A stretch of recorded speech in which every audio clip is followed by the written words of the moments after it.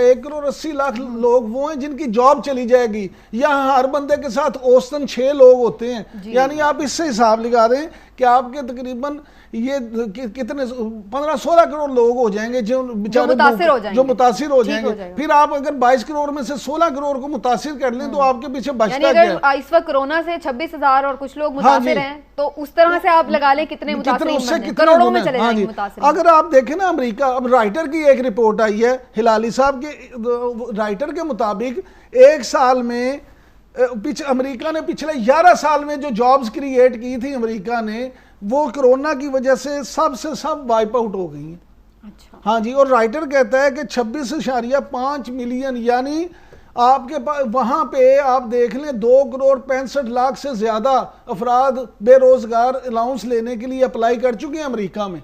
जब वो मुल्क जिसकी इकॉनमी इतनी मजबूत थी उसका ये हाल हो गया, तो आप किस खेत की मूली हैं? लिहाजा इमरान खान इस वक्त मजबूर हैं, उन्हें पता है कि मैं अंडर प्रेशर है ताजरों के। अब उन्होंने भी तो कह दिया था नहीं सर, वो भी तो कह रहे थे ना, हुकूमत फैसला करे ना करे हम खोलने जा रहे हैं। ताजरों के अंडर प्रेशर नहीं है। जब वो समझ रहे हैं कि मैं कुछ कर ही नहीं पा रहा, तो फिर अच्छा उन्होंने अल्लाह पे छोड़ दिया, ठीक है फिर लोग जाएं। लेकिन मुझे आप ये बताएं कि अवाम खुद भी क्यों जिम्मेदारी नहीं लेती? हम हर काम हुकूमत पे क्यों छोड़ते हैं? क्या हुकूमत ने ही हिफाजत करनी है? हम अपनी जान की अगर खुद हिफाजत नहीं कर सकते तो हुकूमत क्यों कैसे करेगी? आप लॉकडाउन हो या खुला हो, आप अपनी एहतियात तो करें। बिल्कुल से खुद एहतियात करना जरूरी है। लेकिन अगर हम मुख्तलिफ सर्वेस की भी बात करते हैं तो उसमें भी ये चीज आ रही है कि आवाम की जो अक्सरियत है वो हमें ऐसा लगता है कि वो लॉकडाउन की हिमायत करती है, नरमी की हिमायत कर रही है, और उनका ये ख्याल है कि कारोबार खुलना चाहिए ताकि लोग काम पर जा सकें। लेकिन बहरहाल जनाब, इस सारी सिनेरियो में हम ये भी एक चीज़ देख रहे हैं कि वफाक और सिंध गवर्नमेंट भी आपस में बहुत हमें मुख्तलिफ पेजेस पे ही नज़र आए हैं मुसलसल। लेकिन एक बड़ी इंटरेस्टिंग बात यह है कि हुकूमत वफाक की हुकूमत की जिस बात की तनकीद करती है बाद में अमल भी उसी चीज़ पे कर रही है, और अगर इख्तिलाफ कर रही है लेकिन काम भी वही हो रहा है। तो फिर डिफरेंस कहाँ पर है, जानने की कोशिश करेंगे ब्रेक के बाद।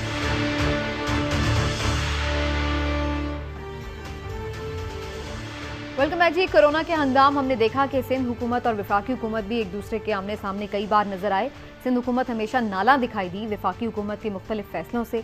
लेकिन ये भी क्या अचंबा है कि अगरचे वो खुद मुख्तार थी कि अपने सूबे में जो मर्जी फैसला करे, इसके बावजूद भी वो वफाकी हुकूमत जैसे ही तकरीबन फैसले हमें लेती नजर आई।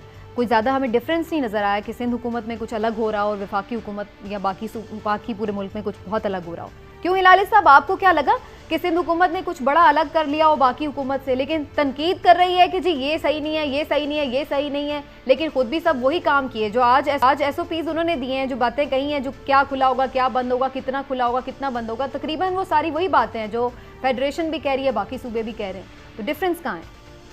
देखिए, बात सीधी सादी ये है कि आप क्या एक्सपेक्ट करते हैं? ऐसे मौके पे आप चाहते हैं कि सिंध हुकूमत जाके वफाक से लड़ लें और कहें कि सब तुम जो कर रहे हो गलत है और हम कुछ और कर रहे हैं? ये वक्त नहीं है इस तरीके से लड़ने का। अफसोस से कहना पड़ता है, ये जो भूख आप लोग कहते हैं, कौन मरा है भाई भूख से? कितने रिपोर्ट्स आए हैं लोग भूख से मरे हैं? एक वाकये दे मुझे कि भूख से लोग मर रहे हैं। मैं आपको कहता हूं 3 फैमिलीज पूरे फैसलाबाद को खाना खिला सकती है।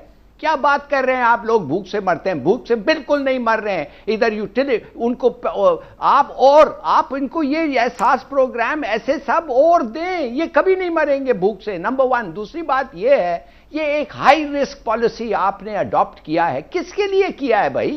कि कंस्ट्रक्शन इंडस्ट्री के लिए आपने किया है? हर हफ्ता आपके इन्फेक्टेड डबल हो रहे हैं, हर हफ्ता डबल हो रहे हैं। ये किसके लिए आपने ये इकोनॉमी खोला है और क्या डिमांड आप क्रिएट करेंगे? 32 इंडस्ट्रीज आपने खोल दिया है कंस्ट्रक्शन में। मुझे बताएं, घर कौन खरीदेगा और कौन खरीद रहा है, बेच रहा है? क्या प्लान आप देख रहे हैं?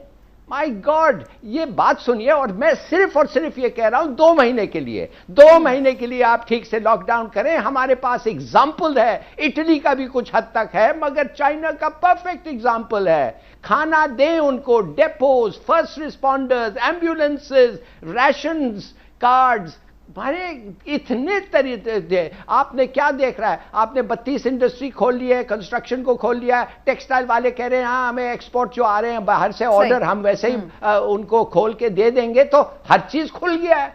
आप मस्जिदों पे आप पाबंदी ना लगा सके, आप अपने लोगों के देख लिया उनका रवैया क्या है, कोई मास्क नहीं है, कोई डिस्टेंसिंग नहीं है, और आप समझते हैं कुछ नहीं होगा। तो आपको लगता है कि बिल्कुल ये तबाही का फैसला है? ठीक है, ये तबाही का फैसला आपको दिखाई दे रहा है कि ये बिल्कुल रहमो करम पे कोरोना के छोड़ देंगे। इमरान साहब, आप दो बातों पे आपने रिस्पॉन्ड करना है, हिलाली साहब की बात पे भी और जो मेरा भी सवाल था। हिलाली साहब कह रहे हैं ये वक्त नहीं है कि सिंध हुकूमत जो है वो वफाकी हुकूमत से इस बात पर लड़े, तो क्या इस तरह लड़ना ठीक है कि जी ये गलत कर रहे हैं, ये गलत कर रहे हैं? हिलाली साहब के सवाल में उनका जवाब भी है। जब आपको पता है कि हुकूमत इस काबिल भी नहीं है कि मस्जिदों में अमल करा सके, तो बाकी किस पे आप उम्मीद रखते हैं? दूसरा अमल कैसे करवाएंगे? दूसरी वजह यह है कि ये अमल जब नहीं करवा पा रहे और उन्हें पता हम नहीं करवा सकते, तो फिर उन्होंने कहा ठीक है हम खोल देते हैं।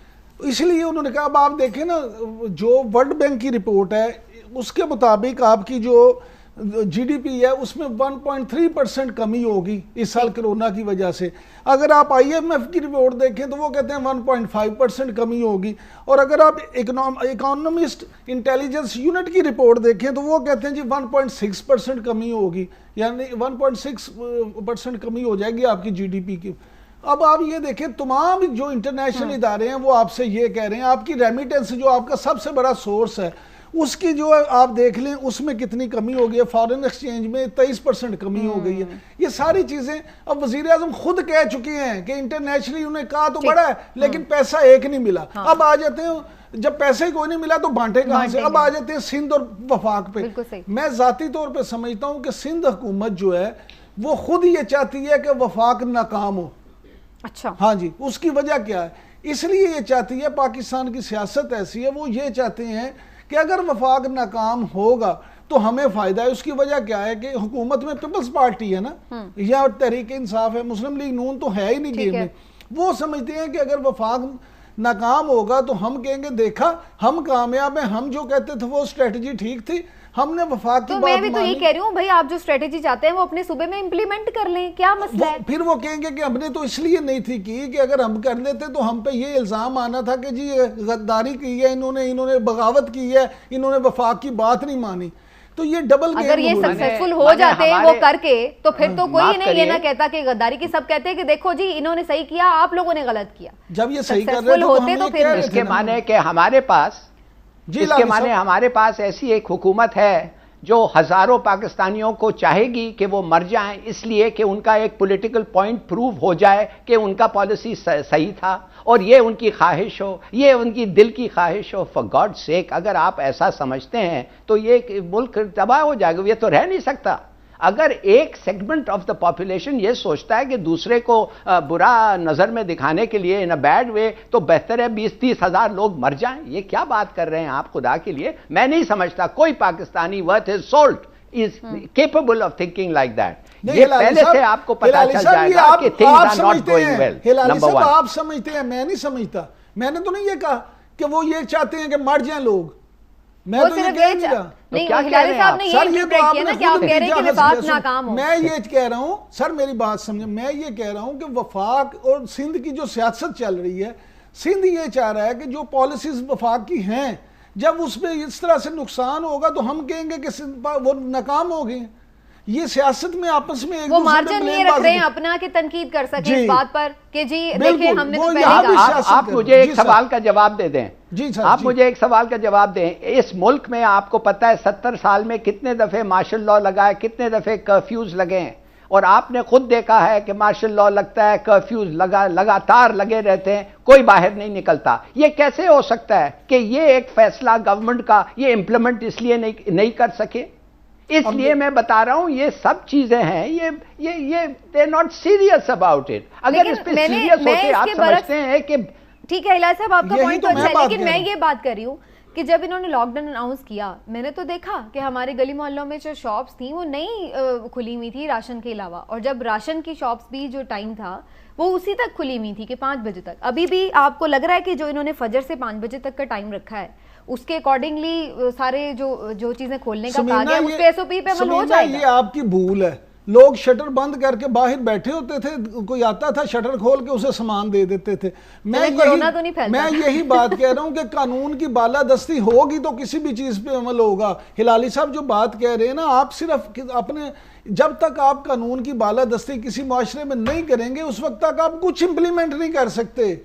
यहाँ पे हुकूमत की अगर विल होगी, हुकूमत वाकई चाहेगी, जिस कर्फ्यू की या जिस मार्शल लॉ की आपने बात की लाली साहब, उस वक्त सबको पता होता था कि डंडा पीर विगरियां तिगरियां था। ये कौम डंडे से अगर मानेगी, आप डंडा चलाएंगे तो मानेगी। अगर आप इसी तरह करेंगे कि कराची में मुझे किसी ने फ़ोन किया कल, उन्होंने कहा जी पुलिस पिकेट लगा के बैठी है, अगर कोई मोटरसाइकिल वाला जाता है वो शनाख्ती कार्ड देखते हैं उस इलाके का है तो जाने देते हैं, अगर उस इलाके का नहीं मोटरसाइकिल वाले से 300 और गाड़ी वाले से 500 लेते हैं। ये इल्ज़ाम उन्होंने लगाया। मैं नहीं कह रहा ऐसा हो रहा, लेकिन मुझे कराची से फ़ोन करके एक जर्नलिस्ट ने कहा, मुझे आप ये बताएं कि जिस माशरे में इस तरह के काम हो रहे हों वहाँ आप ये उम्मीद रखें कि ये कानून पे अमल हो जाएगा, मैं तो नहीं समझता। हिलाली साहब, फिर बात तो वहीं आ जाती, जब लॉकडाउन था तो उस वक्त भी कौन सा लॉकडाउन था अमली तौर पर, उसकी सही स्पिरिट में तो वो नहीं था लॉकडाउन। तो फिर इससे बेहतर है कि कम से कम जो दूसरा नहीं था, इसलिए कि आप लोगों ने सब वाकई आपने कहा है कि गवर्नमेंट कंफ्यूज था, गवर्नमेंट चाहती नहीं थी, आधा चाहती थी आधा नहीं चाहती थी। आपने खुद ये पॉइंट रेज किया, वो बड़ा रेलेवेंट पॉइंट है। मैं आपको बताना चाहता हूं, इकोनॉमी के बारे में इन्होंने बात की 1% 2%, नो, ये 5% में डेफिसिट होना चाहिए। मैं आपको एक और चीज बताता हूं मिसाल के तौर पे, अगर आप सिर्फ पैसे छापें,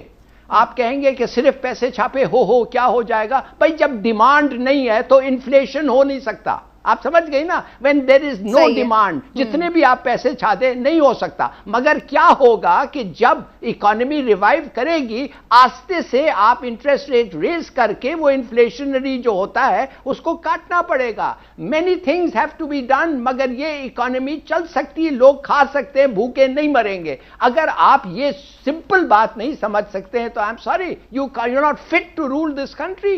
अच्छा। ये तो बहुत सारी चीजें हो सकते हैं इस इकोनॉमी के साथ, बहुत सारा कुछ हो सकता है इकोनॉमी के लिए। जरूरी नहीं है कि सिर्फ आपने लॉकडाउन ही खोलना है। लेकिन इमरान साहब, एक जो आर्ग्यूमेंट आता है वो ये भी आता है कि भाई ये हो सकता है कि हमारे यहाँ बहुत सारे मुतासरीन हों कोरोना के, लेकिन वो उतने मोहलिक साबित नहीं हो रहा है अल्हम्दुलिल्लाह, जो बाकी मुल्कों में हमने सूरत हाल देखी है। मेरा पॉइंट ये है, अभी मैं उस दिन जफ़र मिर्ज़ा साहब का एक इंटरव्यू देख रही थी एक जगह, एक चैनल पर, उन्होंने ये कहा कि जो हमने अरेंजमेंट्स किए थे मुतासरीन के लिए, उसके अभी तक हमारे 75% जो बेड्स हैं वो खाली हैं, 25% जो अरेंजमेंट्स हैं वो हमारे यूटिलाइज हुए हैं। तो मतलब उनका कहने का ये था कि हमने तो मैसिव तैयारी की हुई थी, लेकिन अल्लाह का शुक्र है कि उस लिहाज से इतनी जरूरत नहीं पड़ी है। अच्छा, तो अगर ऐसी सिचुएशन है तो फिर इतना घबराने की जरूरत क्या है? समीना, पहली बात तो एक आपकी गलतफहमी दूर कर दूं कि पाकिस्तान में जो इसकी शरह है ना 10% है, यानी आप जितने टेस्ट करते हैं 100 में से 10 लोगों का टेस्ट पॉजिटिव आ रहे हैं। इसलिए ये नहीं है कि ये शरह कम है। नहीं, मैं तो ये शरह की बात नहीं कर रही। मैं आप रहा हूं, मैं कह रही हूँ 100 में से 90 भी खुदा न खास्ता हों, लेकिन अगर वो ठीक है, हल्का फुल्का जुकाम है तो क्या है? लेकिन ये अल्लाह का शुक्र है कि उनकी हालत उतनी खराब नहीं है, उनकी कंडीशन वो नहीं है कि हर पेशेंट